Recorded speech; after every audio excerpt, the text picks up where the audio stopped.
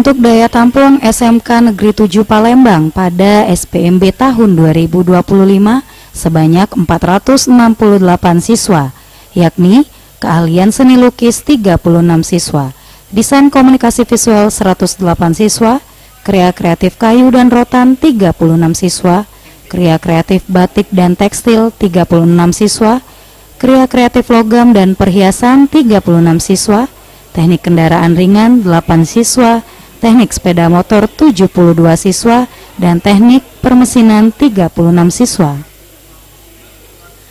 Bagi calon siswa yang mengikuti tes seleksi SPMB, harus melakukan tes buta warna sebelum memilih jurusan. Hal ini dilakukan untuk memastikan calon siswa memiliki kemampuan penglihatan warna yang memadai untuk mengikuti pembelajaran dan praktik di jurusan tersebut.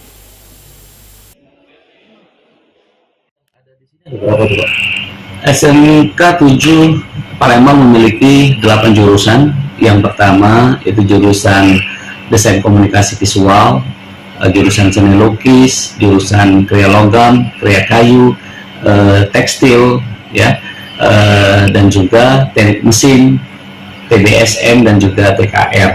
Jadi ada 8 jurusan yang bisa dipilih oleh siswa-siswi kita yang ingin bersekolah di SMK 7 Palembang.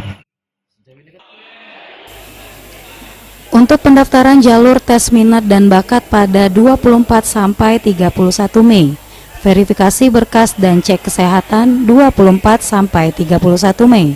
Kemudian, pelaksanaan tes minat dan bakat pada 2 sampai 3 Juni.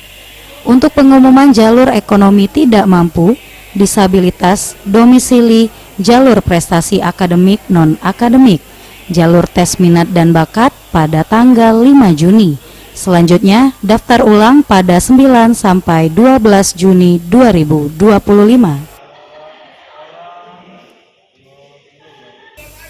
Tim Liputan Sriwijaya TV.